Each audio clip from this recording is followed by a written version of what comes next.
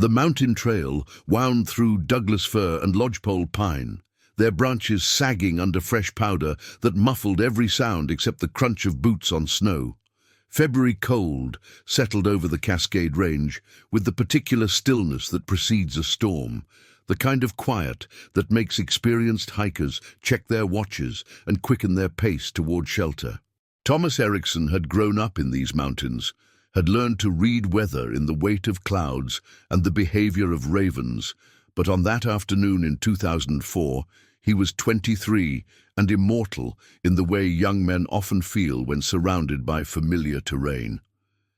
He told his younger brother Jake he'd take the ridge trail back to the lodge, while Jake returned via the valley route. They'd meet for dinner, compare the day's photographs, plan tomorrow's climb. Jake watched Thomas's red jacket disappear into the tree line, watched until the color vanished into white and gray, and that was the last confirmed sighting. The temperature was dropping fast, from 28 degrees to what forecasters predicted would be single digits by midnight. Wind began picking up from the northwest, carrying the metallic smell of incoming snow, the kind that falls heavy and fast and transforms familiar landscapes into mazes of white. When Thomas failed to return by nightfall, Jake assumed weather had forced his brother to shelter in one of the emergency huts maintained along the upper trails. The lodge manager assured him this happened frequently. Sensible hikers waited out storms rather than risk navigation in whiteout conditions. By morning, when Thomas still hadn't appeared and his cell phone went straight to voicemail, Jake contacted park rangers. The initial response was measured. Experienced hikers often waited out storms, and Thomas knew these mountains. But by the second day, with temperatures plunging to -5 degrees and no trace of movement, the search expanded into a full-scale operation. 40 volunteers combed marked trails, while canine units swept the areas where tracks might have survived under tree cover. Helicopter crews scanned the snow from above, looking for the bright red of Thomas's jacket, any sign of disturbed snow, the dark outline of a body against white.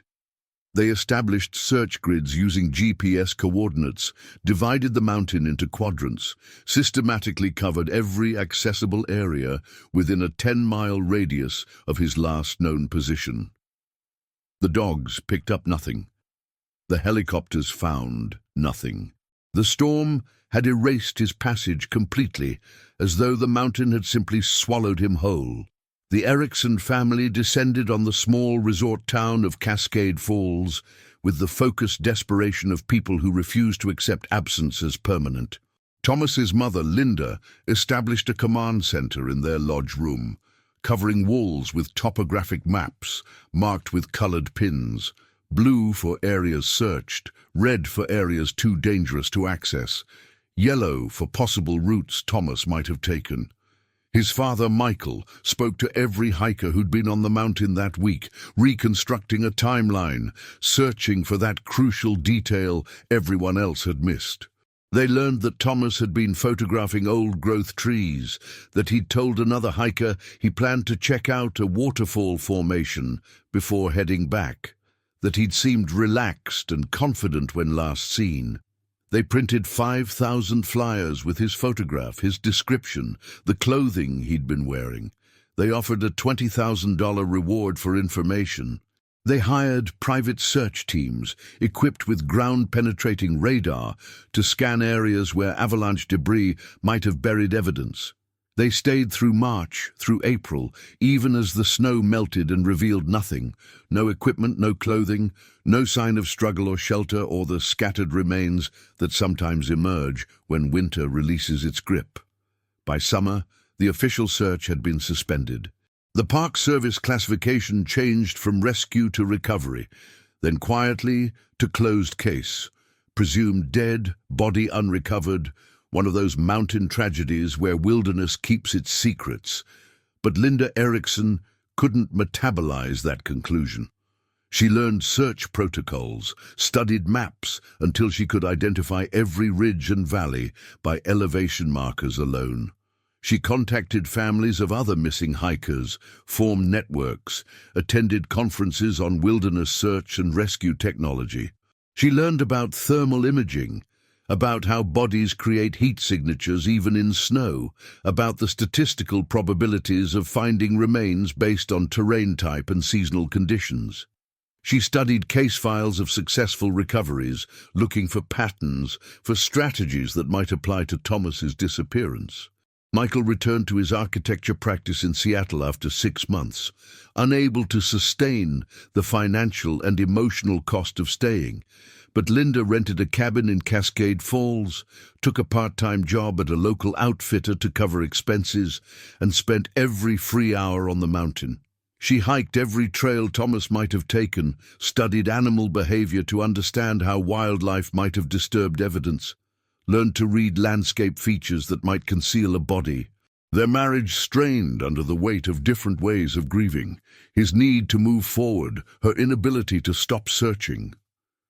They attended counseling, tried to bridge the gap between his acceptance and her refusal, but eventually the distance became permanent. They separated in 2006, divorced in 2007, remained connected only through their shared loss, and their younger son Jake, who finished college, became a software engineer and carried guilt like a stone in his chest for taking the easier trail that day. Years accumulated like snow, each one adding another layer to the mystery. The missing person case grew cold in official files, moved from active to archived, became one of hundreds of unsolved disappearances in national parks and wilderness areas.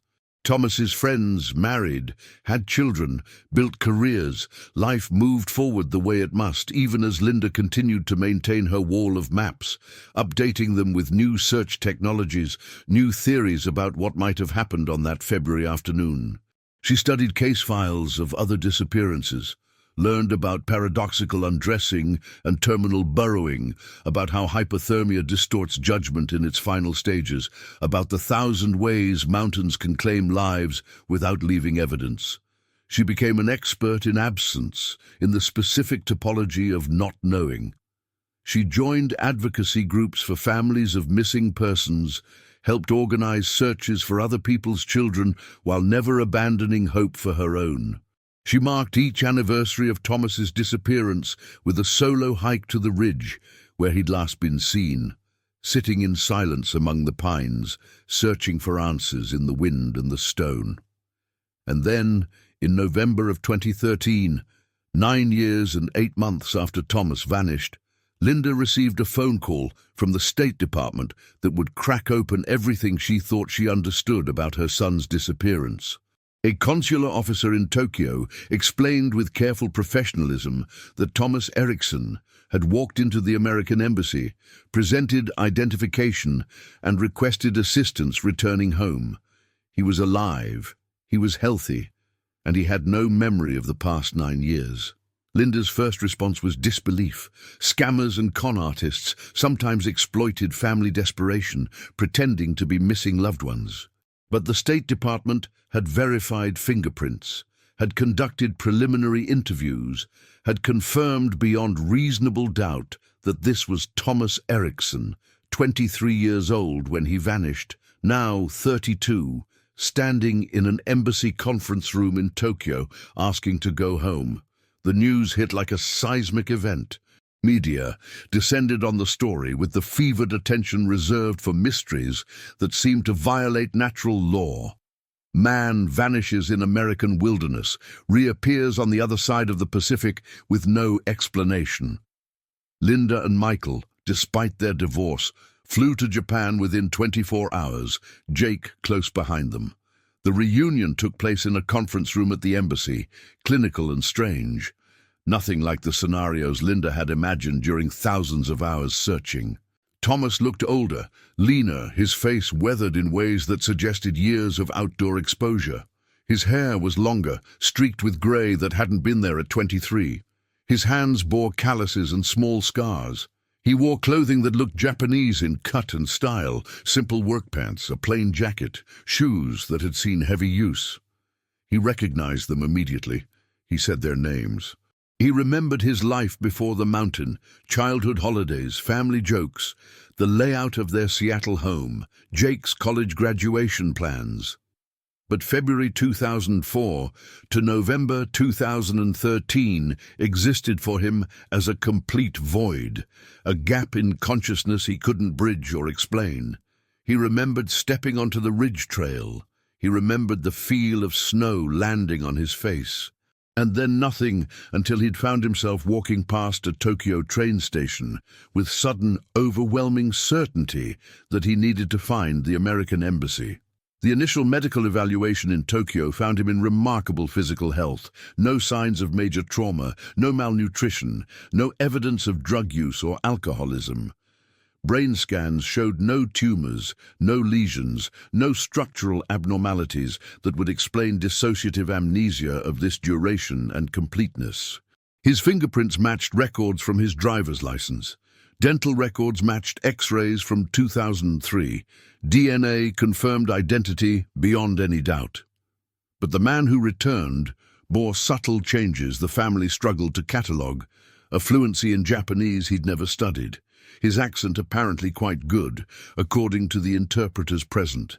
He had calluses on his hands consistent with manual labour, patterns suggesting repetitive use of tools or equipment. There was a wariness in his eyes that suggested experiences he couldn't consciously access, a guardedness that hadn't existed in the open, confident young man who'd walked into those mountains. He couldn't explain how he'd gotten to Japan, where he'd been living, what work he'd done, or what had triggered his sudden appearance at the embassy. His last clear memory was thinking about the photographs he'd taken that day, wanting to show Jake the shots of frost patterns on bark. American authorities launched an intensive investigation while Thomas underwent neurological and psychiatric evaluation at a Seattle hospital.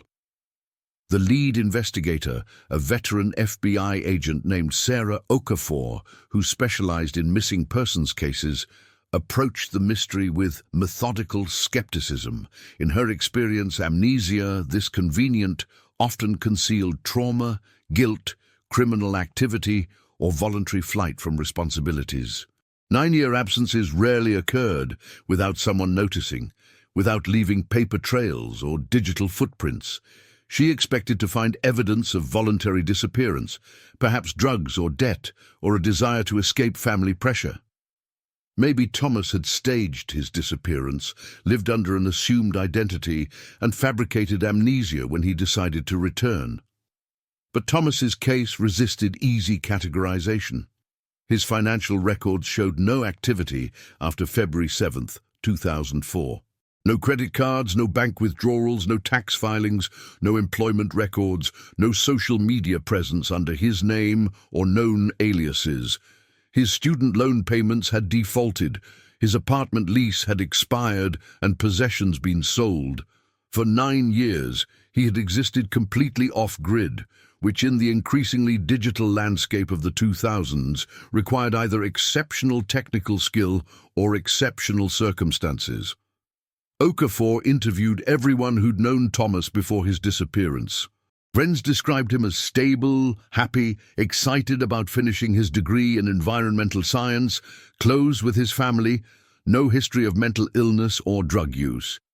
He'd had a girlfriend, but they'd broken up amicably 3 months before the hiking trip.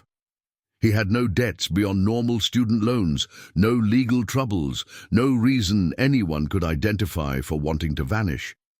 His psychology professors confirmed he'd shown no signs of dissociative tendencies. Previous medical records showed no head injuries or neurological issues. The profile that emerged was of a thoroughly ordinary young man with no apparent motive for disappearing and no capability for pulling off such a complete vanishing act. Yet somehow he'd done exactly that and returned with no memory of how. If you've ever wondered how someone could vanish so completely and return with no explanation, you're witnessing exactly why this case captivated investigators worldwide. The breakthrough came from an unexpected direction.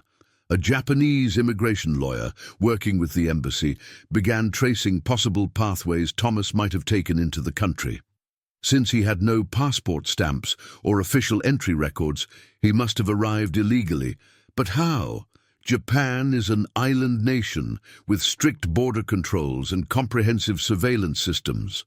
The lawyer, a meticulous woman named Keiko Yamamoto, who'd handled dozens of irregular immigration cases, started with the assumption that Thomas had arrived by sea.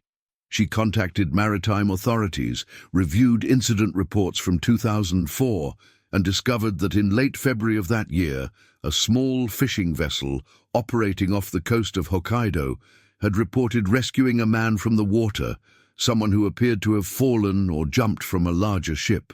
The man had been disoriented, hypothermic, spoke no Japanese, and had no identification. The fishing captain's report, filed with local police but never escalated to national authorities, described the rescued man as confused but cooperative, possibly American, needed medical attention but refused hospital. Rather than report him to immigration authorities, which would have meant bureaucratic complications for their fishing operation and possible fines for not following proper protocols, the crew had brought him to shore at a remote port town called Rebun and left him at a Buddhist temple known for providing shelter to those in need. The temple, perched on a hillside overlooking the Sea of Japan, had a long tradition of taking in travelers without asking questions. Yamamoto traveled to Rebun, met with the temple's current head monk, and was shown handwritten ledgers that documented everyone who'd stayed there. In neat calligraphy, an entry from February 24, 2004, recorded the arrival of an American man, approximately 20 to 25 years old, suffering from exposure and confusion, speaking no Japanese. The monks remembered him as silent, cooperative, seemingly traumatized. He stayed for 3 weeks, helping with basic tasks, sweeping floors, preparing vegetables, maintaining the garden, eating little, spending hours staring at the ocean. The monks gave him the name Taro, meaning firstborn son, a common placeholder name for those without identity. When he left in mid-March, he bowed deeply to thank them, took a small bundle of clothes they'd provided, and began walking inland. One of the elderly monks, now in his 80s, recalled marking the man's departure in the margin of the ledger. "The lost one goes to find himself. May Buddha guide his path." Okafor traveled to Japan to trace Thomas's path from that temple forward, working with Yamamoto and local police to follow leads that emerged when his photographs circulated through rural communities. The trail was fragmentary but persistent. A shop owner in a mountain village 200 kilometers south of Rebun remembered an American man who'd worked harvesting cedar for 2 winters, 2005 and 2006. He'd been quiet, learned Japanese quickly through immersion, lived in a workers' dormitory, and moved on when the season ended. A farming family in Nagano Prefecture recalled someone matching Thomas's description who'd helped with rice planting in the summer of 2007. Spoke decent Japanese by then but with an unusual accent, worked harder than anyone they'd employed, slept in their barn, and left after harvest without explanation. A small construction company in Osaka had records of paying cash to a foreign worker they'd known only as Taro, who'd helped with demolition and concrete work for 8 months in 2008 and 2009. The pattern that emerged was of someone who'd moved through rural Japan like a ghost, taking temporary work that paid cash, living in cheap apartments or workers' dormitories, existing in the economic spaces where bureaucracy was loose and questions were few. He'd learned Japanese through immersion and necessity. He'd survived through basic labor and adaptability. He'd left no trace in official systems, no tax records or residence registrations, living in the margins where foreign workers without papers could still find employment if they were willing to work hard and accept low wages. But the central mystery remained. How had Thomas gotten from a mountain in Washington state to the ocean off northern Japan? The distance was immense, the journey seemingly impossible. Okafor studied maritime records, shipping routes, and found a possibility both disturbing and bizarrely plausible. In early February 2004, several cargo container ships had departed from Seattle's port, bound for various Asian destinations. One vessel, the MV Pacific Fortune, bound from Seattle to Yokohama, had reported minor theft of food supplies during its trans-Pacific crossing: bread, canned goods, bottled water missing from crew supplies. The report, filed routinely and investigated minimally, had been attributed to crew pilfering. Container ships occasionally discovered stowaways, people desperate enough to hide in cargo holds for weeks of dangerous passage, but the Pacific Fortune had reported no stowaways upon arrival.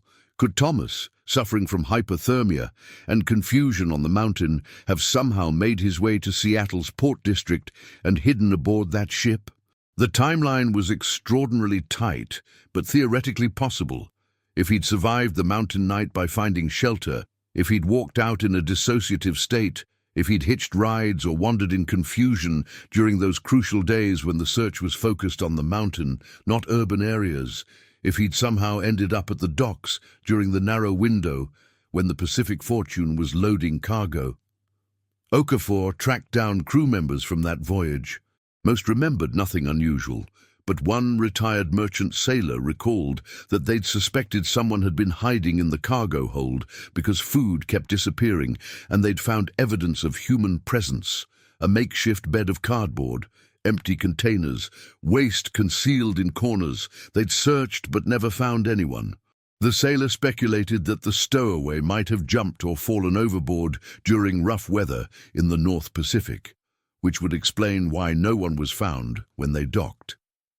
If Thomas had been hiding in that hold, confused and disoriented from hypothermia-induced amnesia, surviving on stolen food, he might have eventually been discovered or forced himself out as the ship approached Japan. The fishing boat that rescued him had been operating roughly along the route the Pacific Fortune would have taken. It was circumstantial, built on assumptions and possibilities rather than proof, but it was the only explanation that aligned with the fragmentary evidence of his journey. Trauma psychologists studying Thomas's case proposed that severe hypothermia could have triggered a dissociative fugue state, essentially causing a psychological break that sent him fleeing from his own identity without conscious awareness or decision-making capability. In this state, he might have acted on primitive impulses, seeking warmth, seeking escape from the cold, without rational thought, potentially walking off the mountain through sheer disoriented determination. The subsequent trauma from whatever happened on or near the ship, possible head injury from a fall, near drowning, continued exposure, could have cemented the amnesia, creating a 9-year gap his brain couldn't bridge.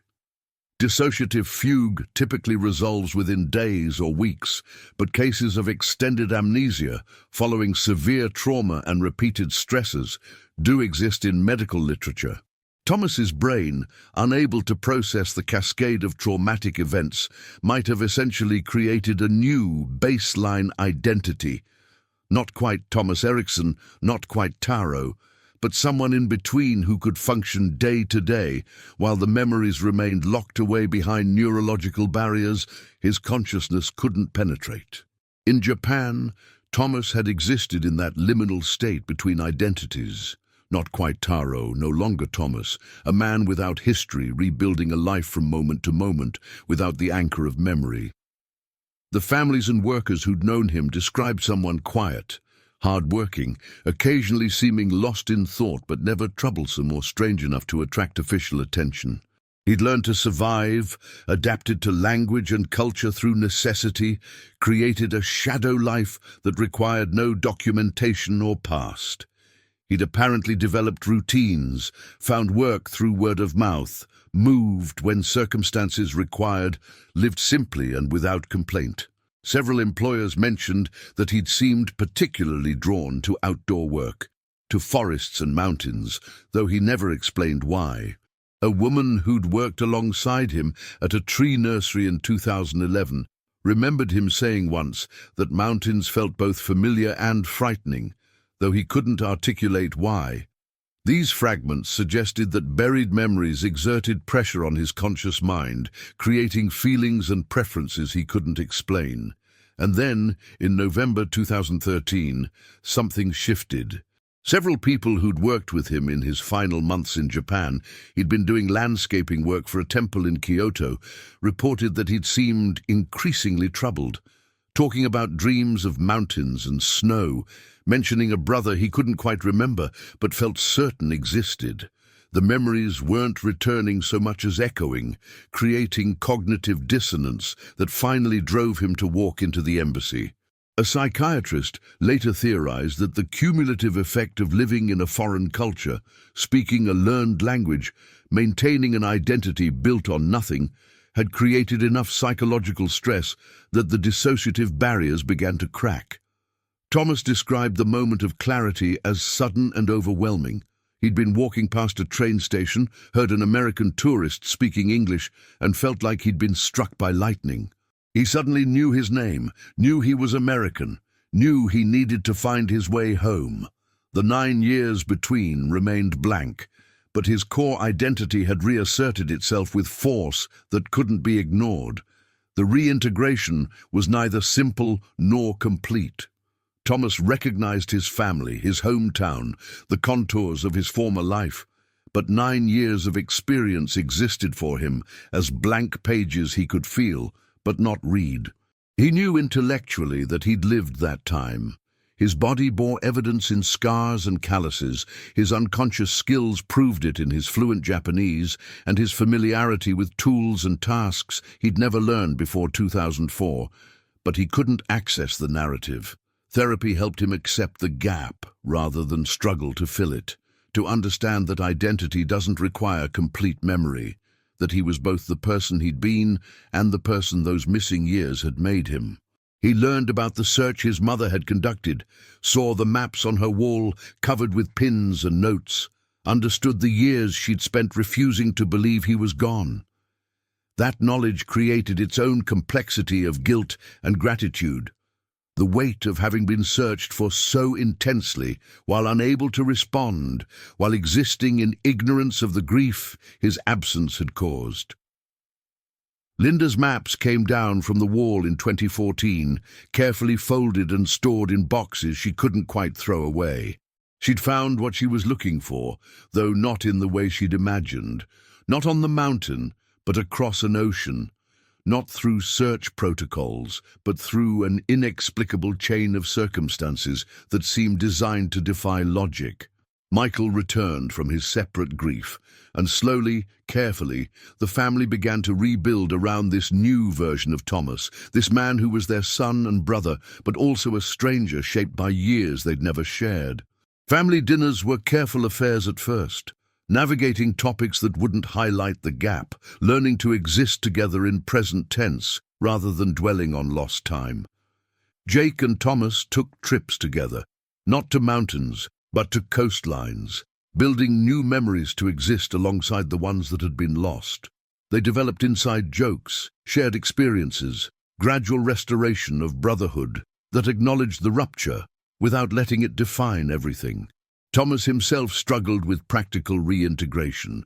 He had no work history for 9 years, no tax records, no credit history. His degree was unfinished. His old skills felt rusty while new ones, Japanese language, carpentry, agricultural knowledge, had no obvious application in his American life. He worked with vocational counselors, eventually found employment with a timber company where his unexpected forestry skills proved valuable. He attended community college classes to finish his environmental science degree, found the structure both familiar and strange. He started keeping a journal, not trying to recover lost memories, but documenting present experience, creating a continuous narrative going forward.